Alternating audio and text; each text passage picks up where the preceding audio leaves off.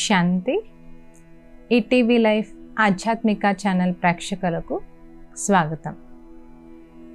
మానస కార్యక్రమానికి సుస్వాగతం. మనం ఇప్పుడు తెలుసుకోబోయే టాపిక్ వ్యవహారం. అంటూ ఉంటారు, మన వ్యవహారం ఎలా ఉంటే మన జీవితం అలా ఉంటుంది. వ్యవహారం అంటే బిహేవియర్. మన బిహేవియర్ని బట్టి మన లైఫ్ అనేది తయారవుతూ ఉంటుంది. మన వ్యవహారం ఎంత ఉన్నతంగా ఉంటే మన జీవితం కూడా అంత ఉన్నతంగా అవుతుంది. అయితే ఈ వ్యవహారం అనేది అంటే వ్యవహారము అంటే ఏంటి? ఏదైతే మనం నడుస్తుంటామో చేస్తూ ఉంటామో అది సత్కర్మ మార్గంలో ఉంటే అది మంచి వ్యవహారం అంటారు. అదే చెడు మార్గంలో ఉంటే చెడు వ్యవహారం అని అనడం జరుగుతుంది. అయితే ఈ వ్యవహారం అనే విషయానికి వస్తే మనకి మన నడవడిక ఎలా ఏర్పడుతుంది అంటే ఈ రోజుల్లో మన చుట్టూ ఉన్నటువంటి వాతావరణం వల్ల మన నడవడిక తయారవుతుంది. అలానే మనతో ఉన్నటువంటి స్నేహితుల వల్ల మన నడవడిక తయారవుతుంది. అలానే ఇంకా మన నడవడిక ఏ విధంగా తయారవుతుందంటే మన తల్లిదండ్రుల నుండి మన నడవడిక తయారవుతుంది. అందుకే చెప్తారు చూడండి, ఏమంటారు అంటే వీళ్ళు ఫలానా వాళ్ళ పిల్లలే కదా అని చెప్తారు. ఎవరైతే చాలా బాగా మాట్లాడి బాగా చెప్తూ ఉన్నప్పుడు ఆ తల్లిదండ్రులు మంచిగా ఉన్నప్పుడు ఏమంటారంటే మీరు ఫలానా వాళ్ళ పిల్లలే కదా. అలానే వ్యవహారంలో చెడుగా ఉన్నప్పుడు కూడా ఏమంటారంటే ఫలానా వాళ్ళ పిల్లలే కదా, వాళ్ళే ఇలా మాట్లాడతారు, ఇలా ఉంటారు, ఇలా చేస్తారు అని.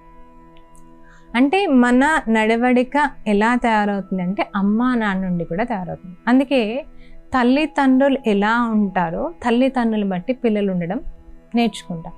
అందుకే తల్లిదండ్రుల నడవడిక చాలా ఉన్నతంగా ఉండాలి. ఎప్పుడైతే తల్లిదండ్రుల నడవడిక మంచి ఉన్నతంగా ఉంటుందో పిల్లలకు కూడా తప్పకుండా అలాంటి నడవడికే నేర్పిస్తారు. అంటే అలాంటి వ్యవహారమే నేర్పిస్తారు. తల్లిదండ్రులు చాలా గొప్ప ఉన్నత కుటుంబంలో ఉన్నవాళ్ళు, మంచి సద్భావాలు కలిగిన వారు, ఆధ్యాత్మిక చింతన కల పిల్లలు ఏం చేస్తారంటే పిల్లల్ని ఉదయమే లేపడం అలవాటు చేస్తారు. అంటే మార్నింగే లేవడం అలవాటు చేస్తారు. అంటే వాళ్ళకి అది ఎప్పుడైతే అలవాటు అవుతుందో మార్నింగ్ లేచినప్పుడు ఏమవుతుంది అంటే సత్యమైన సంకల్పాలు అంటే సత్యమైన ఆలోచనలు అనేవి చేయగలుగుతాం. అందుకే పిల్లల్ని మార్నింగే లేపడం మొదలు పెడతారు. అంటే ఆ తల్లిదండ్రులు ఉదయమే లేస్తారు, వాళ్ళతో పాటు వాళ్ళ పిల్లల్ని కూడా అలాగే లేపడం మొదలు పెడతారనమాట. అలా అంటే తల్లిదండ్రుల వ్యవహారం నడవడిక బాగున్నప్పుడు పిల్లలు కూడా ఏం చేస్తారంటే ఆధ్యాత్మికతను నేర్పిస్తారు. ఎలా అంటే ఉదయం లేవగానే 2 నిమిషాలు భగవంతుడి ముందుకు వెళ్ళండి, స్నానం చేసిన వెంటనే 2 నిమిషాలు భగవంతుడికి ఏదైనా నైవేద్యం పెట్టండి, పువ్వులు పెట్టండి, అది పెట్టండి, ఇది పెట్టండి అని వ్యవహారం నేర్పిస్తారు. అలా నేర్పించడం వల్ల ఏమవుతుందంటే ఆ పిల్లల్లో ఆ మంచి అలవాట్లు అనేవి అలవడ్డం మొదలు పెడతాయి. అంటే రోజు కొద్ది సమయాన్ని భగవంతుడి కోసం ఇవ్వాలి అన్న విధానం వాళ్ళలోకి ఏర్పడుతుంది. అలా ఏర్పడడం వల్ల ప్రతిరోజు పని చేయడం వల్ల వాళ్ళ మనసు చాలా ప్రశాంతంగా ఉంటుందన్నమాట. అంటే తల్లిదండ్రులు ఏదైతే ఉందో ఆ తల్లిదండ్రుల వ్యవహారం పిల్లలకు కూడా నేర్పిస్తూ ఉంటారు. అలా తల్లిదండ్రుల వల్ల కొద్దిగా వ్యవహారం అనేది ఏర్పడుతుంది. అలానే చుట్టూ ఉన్నటువంటి వాతావరణం వల్ల కూడా వ్యవహారం అనేది ఏర్పడుతుంది. చూడండి ఎలా ఉంటుంది అంటే ఆ వాతావరణం ఏదైనా ఒక మంచి వాతావరణం ఉంది, అందరూ గౌరవంగా మాట్లాడే వాతావరణంలో ఉన్నారు, వీళ్ళు కొంచెం మాట్లాడే విధానంలో గౌరవం లేకుండా నార్మల్ ఉన్నారనుకోండి, వీళ్ళు అక్కడికి వెళ్ళినప్పుడు వాళ్ళ మాటలు విని మేము కూడా అలా మాట్లాడితేనే బాగుంటుంది, ఇలా ఉంటే బాగోదని అక్కడికి వెళ్ళేసరికి వాళ్ళ వ్యవహారం మారిపోతుంది. ఫర్ ఎగ్జాంపులే చూడండి, స్కూల్లో చదువుకునే టైంలో పిల్లలతో ఉన్నప్పుడు ఎలా ఉంటారు, పిల్లలందరూ కలిసి ఉన్నప్పుడు ఎలా ఉంటారు, అరే ఒరే ఇలా రకరకాలుగా మాట్లాడుకోవడం మొదలు పెడతారు. అదే స్కూల్ నుంచి పిల్లవాడు ఎప్పుడైతే ఒక ఆఫీస్ లెవెల్లో ఒక ఇంటర్వ్యూ తీసుకునే లెవెల్లో మారాడో అతని వ్యవహారం కూడా ఎలా మారిపోతుంది, ఎదట వాళ్ళకి రెస్పెక్ట్ ఇచ్చి రెస్పెక్ట్గా మాట్లాడే వ్యవహారం మొదలవుతుంది. అంటే మనం ఉండే ప్రదేశాన్ని బట్టి మన వ్యవహారం అనేది మారిపోతుంది అన్నమాట. అందుకని మన వ్యవహారం ఎప్పుడు ఎంత ఉన్నతంగా అవుతుంది అంటే మనం ఉండే ప్రదేశాన్ని బట్టి కూడా ఉంటుంది. కానీ మన చుట్టూ ఉన్న ప్రదేశాన్ని ఎలా ఉండాలి అంటే మంచి ఉన్నతంగా ఉండే ప్రదేశాల్లో మనం ఉండాలి. అప్పుడు మన వ్యవహారం కూడా చాలా మంచిగా ఉంటుంది. ఎప్పుడైనా చూడండి, చెడు వాతావరణం, చెడు వ్యక్తులు ఉన్నారనుకోండి, ఎంత వీలైతే అంత మనం అక్కడి నుంచి దూరంగా వెళ్ళిపోయినట్లయితే మన వ్యవహారం మంచిగా ఉంటుంది. అప్పుడు మన లైఫ్ కూడా మంచిగా ఉంటుంది. అలానే ఎంతగా మనం చెడుగా ఉన్న వ్యక్తులు, చెడు విషయాలకి దూరంగా ఉంటామో అంతగా మన వ్యవహారం బాగుంటుందో, అంతగా మన లోపల కూడా మనము మన లోపల చెడు ఏవీ లేకుండా చూసుకున్నప్పుడు కూడా మన వ్యవహారం బాగుంటుంది. అందుకని మన లోపల కూడా మనం చూసుకోవాలి. మన వ్యవహారం బాగుండాలంటే చుట్టూ వాతావరణం ఎంత బాగుండాలని అనుకుంటున్నామో అంతగానే ఆ చుట్టూ వాతావరణం కంటే కూడా ముందు మన లోపల కూడా చాలా బాగుండాలి. మన లోపల ఎప్పుడైనా ఎవరి మీదైనా ఏదైనా చిన్న చెడు ఆలోచనలు ఉన్నాయి అంటే మన వ్యవహారంలో మార్పు అనేది తప్పకుండా వస్తుంది. అందుకని మన లోపల కూడా ఎలాంటి చిన్న చెడు అనేది కూడా ఉండటానికి వీల్లేదు. మన వ్యవహారం బాగుండాలి అంటే మన వాతావరణం బాగుండాలి. కనుక మనం వీలైనంతలో చెడు వాతావరణం ప్రదేశాల్లోకి వెళ్ళకుండా మంచి వాతావరణంలో ఉండడానికి ప్రయత్నం చేయాల్సి ఉంటుంది. అలానే మన వ్యవహారం అనేది ఎవరి వల్ల ఏర్పడుతుంది అంటే స్నేహితుల వల్ల కూడా ఏర్పడుతుంది. అందుకనే చిన్నప్పుడు అనేవారు, చెడు సాంగత్యము చెడుగా చేస్తుంది, మంచి సాంగత్యం మంచిగా చేస్తుంది. అందుకని చిన్నప్పుడు స్నేహితుల్ని కూడా ఎంచుకునేటప్పుడు మంచి స్నేహితుల్ని ఎంచుకోమని. ఎప్పుడైతే మంచి స్నేహితులతో ఉంటామో మన వ్యవహారం కూడా ఎలా ఉంటుంది అంటే మంచిగా ఉంటుంది. అందుకని అందరికంటే కూడా ఉన్నతమైన గొప్ప స్నేహితుడు ఎవరు అంటే భగవంతుడు.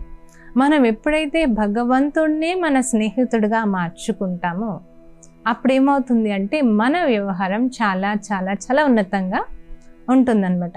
భగవంతుడిని మన స్నేహితుడిగా ఎందుకు చేసుకోవాలి అంటే భగవంతుడికి ప్రతి ఒక్కరిపైన సద్భావన ఉంటుంది, ప్రతి ఒక్కరి మీద ప్రేమపూర్వకమైన భావం ఉంటుంది. ఎప్పుడైతే ప్రతి ఒక్కరి మీద ప్రేమపూర్వక భావన ఉంటుందో ఆటోమేటిక్గానే మన వ్యవహారం కూడా ఎలా ఉంటుంది అంటే అందరి పట్ల ప్రేమపూర్వకంగా ఉంటుంది. ఎప్పుడైతే వ్యవహారం ప్రేమపూర్వకంగా ఉంటుందో మన లోపల కూడా మనసు చాలా ప్రశాంతంగా ఉంటుంది. దాంతో మనం చాలా సుఖమయ జీవితాన్ని జీవించగలుగుతాం అన్నమాట. మన వ్యవహారం ద్వారా కూడా అనేక మంది ఆదర్శవంతంగా తయారు కాగలుగుతారు. అందుకని మన స్నేహం ఏముండాలి అంటే మనుషులతో స్నేహం ఉండాలి, కానీ పరమాత్మ స్నేహం కూడా తప్పకుండా మనతో ఉంటే మన వ్యవహారం కూడా చాలా ఉన్నతంగా ఉంటుంది. అందుకని మన స్నేహం ఎంత వీలైతే అంత ఎక్కువగా భగవంతుడితో కూడా ఉండాలి. మన వ్యవహారం ఎంత బాగుంటే అంతగా అనేక మందికి మనం ఆదర్శవంతంగా జీవించగలుగుతాం. అందుకని మన వ్యవహారం బట్టి మన జీవితం అనేది తయారవుతుంది.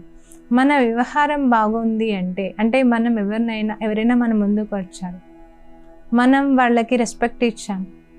ఎప్పుడైతే చూడండి ఎవరైనా మన దగ్గరికి వచ్చినప్పుడు మీరు కూర్చోండి అని వాళ్ళకి మనం లేచి కూర్చి ఇచ్చామనుకోండి, ఆటోమేటిక్గానే తిరిగి మనకే రెస్పెక్ట్ వస్తుంది, మీరే కూర్చోండి పర్వాలేదంటారు.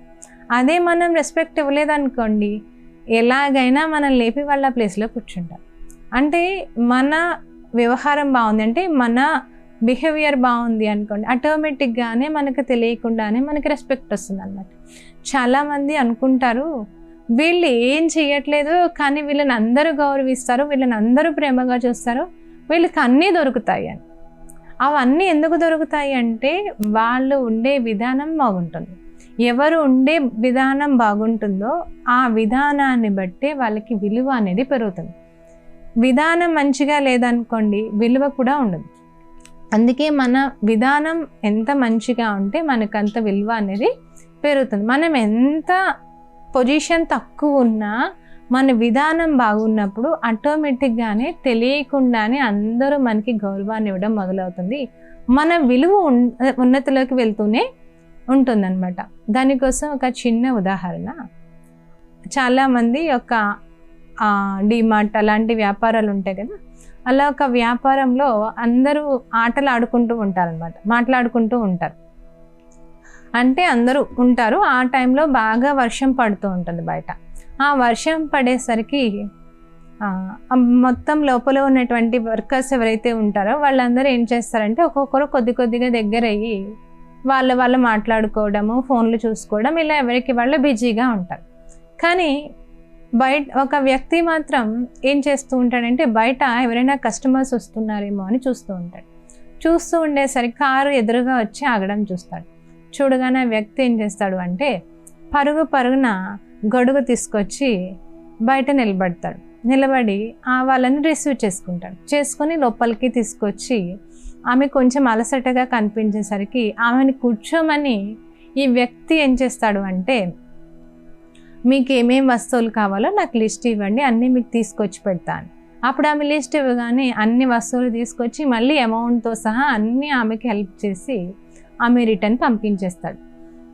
అంటే తన వ్యవహారం ఎంత గొప్పగా ఉందంటే, తన బిహేవియర్ ఎంత బాగుంది అంటే వచ్చిన కస్టమర్ని మంచిగా పట్టించుకోవాలి, ఇలా చేయాలి అని తన వ్యవహారంలో ఫిక్స్ అయి ఉంది. అంటే తన చాలా ఆధ్యాత్మిక చింతన, మంచి విషయాలు వినడం, భగవంతుని నామస్మరణలో ఉంది, ఇలాంటి ఆలోచన గల వ్యక్తి అనమాట. అందుకే అయితే ఆ నెక్స్ట్ డే ఒక 1 వీక్ 15 days పోయిన తర్వాత ఆ వ్యాపారంలో ఉన్నటువంటి పెద్ద వ్యక్తి ఎవరైతే ఉన్నారో అతని దగ్గరికి ఒక పెద్ద ఆర్డర్ వస్తుందన్నమాట. 4 lakhs 5 lakhs ఆర్డర్ వస్తుంది. ఆ 5 lakhs ఆర్డర్ వచ్చేసరికి ఆ ఆర్డర్ చూసి షాక్ అయ్యి అతను, మీ ఆర్డర్ అంతా మీకు రావాలి అంటే మీ దగ్గర పనిచేసే ఆ రమేష్ ఎవరైతే ఉన్నాడో అతన్ని నా దగ్గరికి పంపించాలి అని మెసేజ్ వస్తుందన్నమాట. అయితే తను ఆర్డర్ పోగొట్టుకోవడం ఎందుకు, ఆ రమేష్ని ఏదో పంపించేస్తే అయిపోతుంది, అతన్ని మా దగ్గర జాబ్లో పెట్టుకుంటున్నాము, ఆ వస్తువులు ఆ అబ్బాయినే తీసుకురావాలి అని చెప్తాడు. అప్పుడు వెంటనే ఆ వస్తువులన్నీ ఇచ్చి ఆ అబ్బాయిని పంపిస్తాడు. ఆ వ్యక్తి అక్కడికి వెళ్తాడు. వెళ్ళిన తర్వాత ఇలా వస్తువులు తీసుకొచ్చాను పలానా డిమార్ట్ నుంచి అని చెప్తే, అప్పుడు ఎవరు చెప్పారు అంటే పలానా మేడం దగ్గరికి వెళ్ళి కలవండి అనగానే ఆ మేడం దగ్గరికి వెళ్ళి కలుస్తాడు. ఆ మేడం ఎవరు అంటే మొత్తం అక్కడ అంతటికీ కూడా హెడ్ అనమాట. అంటే పెద్ద బిజినెస్, పెద్ద కంపెనీకి ఆమె హెడ్ అనమాట. ఆమెను చూడగానే ఇతను షాక్ అవుతాడు. మీరా మేడం మొన్న వచ్చారు కదా అని అంటాడు. అవును అని అంటాడు.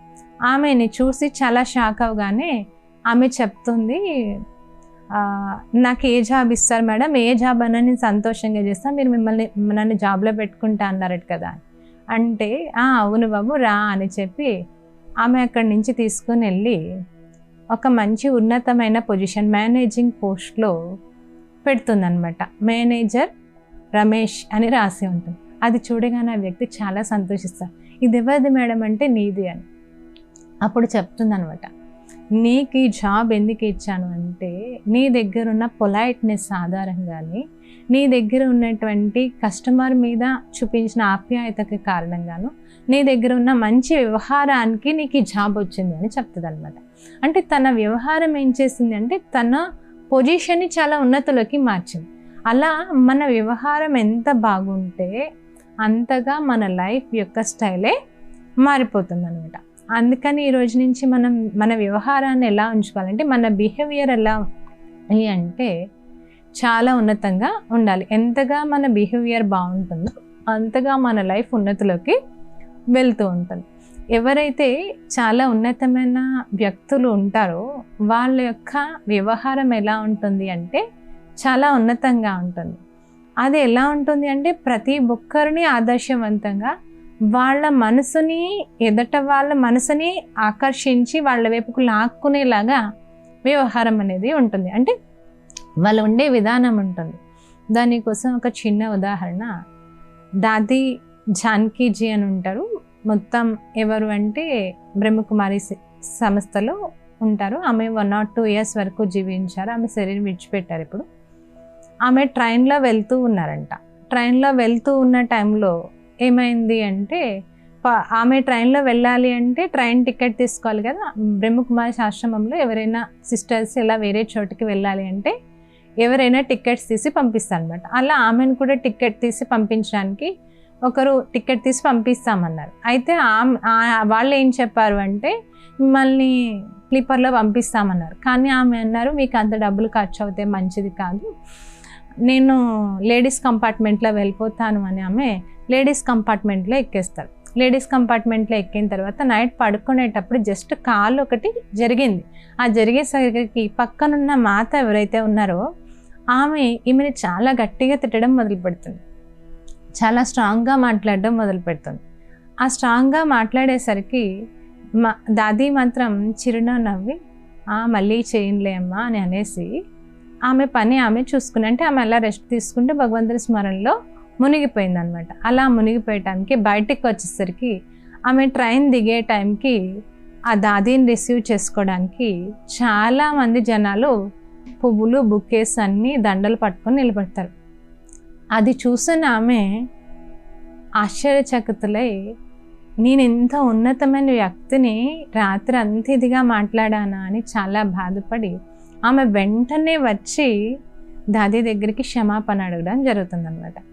దాది అదేం లేదు, తప్పు నాదే, నువ్వు ఎందుకలా ఫీల్ అవుతున్నా, వెళ్ళండి అని ఆమెకు చెప్పి పంపించేస్తారు.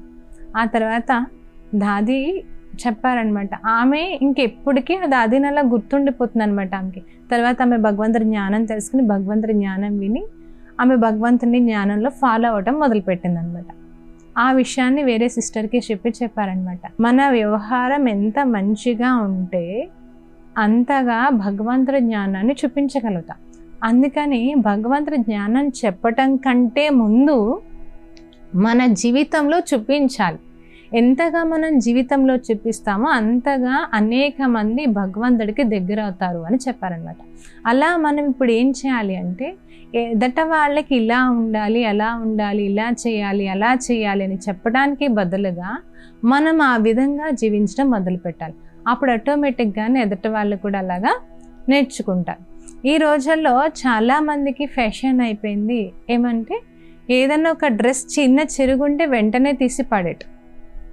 అలా ఎందుకైంది అంటే, తల్లిదండ్రులు కానీ చుట్టూ ఉన్న వాళ్ళు కానీ ఏమవుతున్నారంటే, చిన్న చిరుగుంటే చిరుగుందని రకరకాలు మాట్లాడుతున్నారని వెంటనే ఏదైనా చిన్న డ్యామేజ్ ఉంటే పడేస్తున్నారు.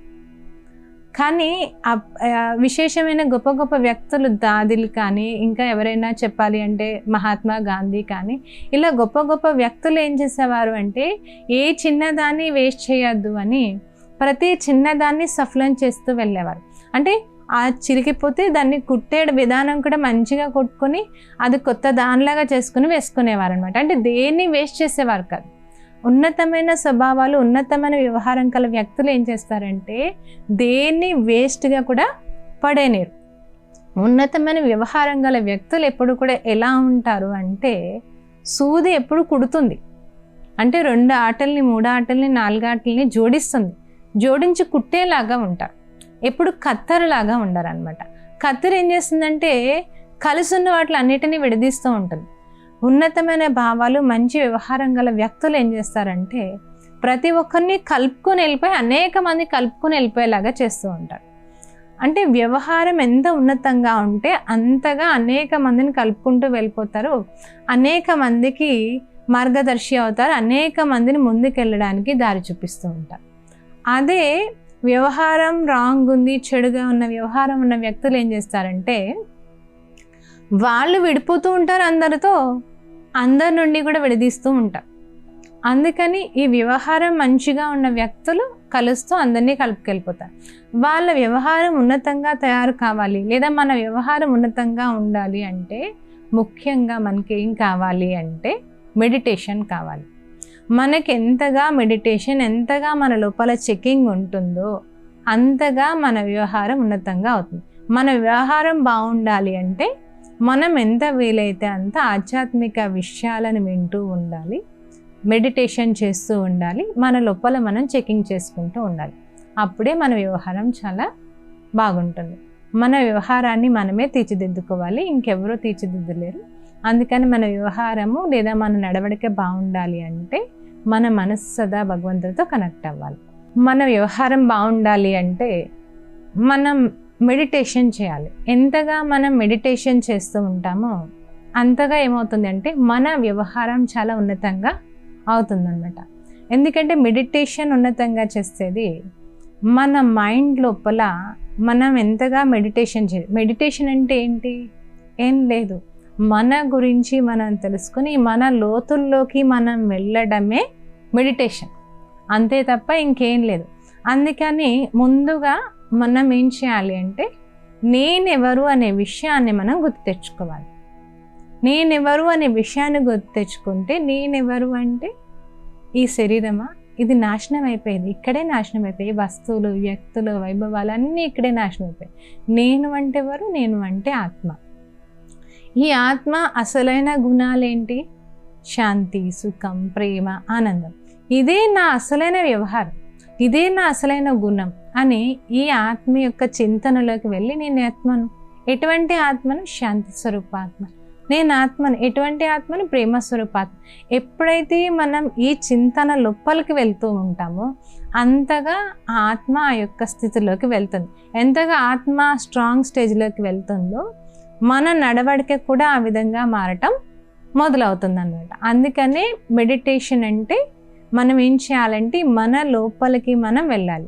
మెడిటేషన్లో మొట్టమొదట మనం ఎవరు అనే విషయాన్ని తెలుసుకుంటాం. అంటే నేను అంటే ఆత్మ అని. ఆ ఆత్మ యొక్క లోపలికి వెళ్ళినప్పుడు మన స్టేజ్ అనేది చాలా ఉన్నతంగా తయారవుతుంది అనమాట.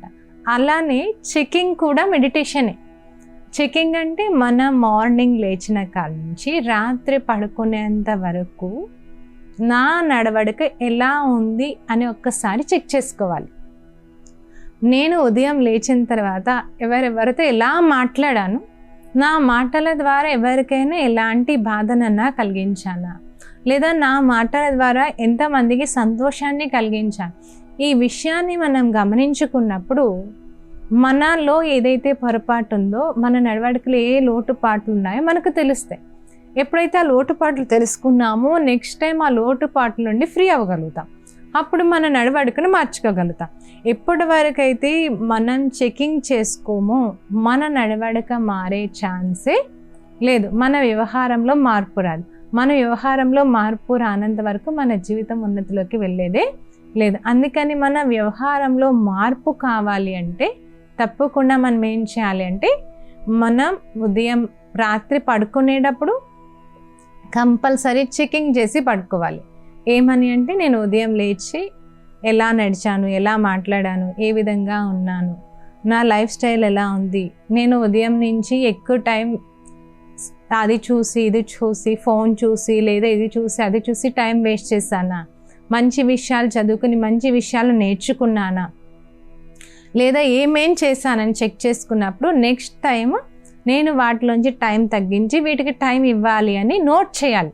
మైండ్లో నోట్ చేసి మళ్ళీ నేను మార్నింగ్ లేచిన తర్వాత నేను వేటి కోసం టైం కేటాయించాలనుకున్నాను వాటి కోసం టైం కేటాయించాలని మనసుకి ఒక శ్రేష్ఠ సంకల్పం అనేటువంటి స్విచ్ ఆన్ చేయాలి. అప్పుడు ఏమవుతుంది అంటే మన మనసులో సత్సంకల్పాలు స్టార్ట్ అవుతాయి. అప్పుడు మన ఆలోచనలో మార్పు రావడంతో మన వ్యవహారంలో కూడా ఆటోమేటిక్గానే మార్పు వస్తుంది. అప్పుడు మన లైఫ్ ఉన్నతంగా మారుతుంది. అందుకని ఈ రోజుని మనం మన వ్యవహారం ఎంత ఉన్నతంగా ఉంటే మన జీవితం అంత ఉన్నతంగా ఉంటుంది అని తెలుసుకున్నాం. అందుకని మన వ్యవహారాన్ని ఉన్నతంగా మార్చుకోవడానికి ఏం చేయాలి అంటే విషయాలంటే మంచి విషయాలని వినడము, మంచి వారి సాంగత్యంలో ఉండటము, సద్భావాలు కలిగి ఉండటం వల్ల మన వ్యవహారం చాలా ఉన్నతంగా అవుతుంది. అందుకని ఈరోజు మనం మన వ్యవహారం ఎలా ఉండాలి అనే విషయాన్ని తెలుసుకున్నాము. మరికొన్ని కొత్త విషయాలతో మళ్ళీ కలుద్దాం. అంతవరకు సెలవు. ఓం శాంతి.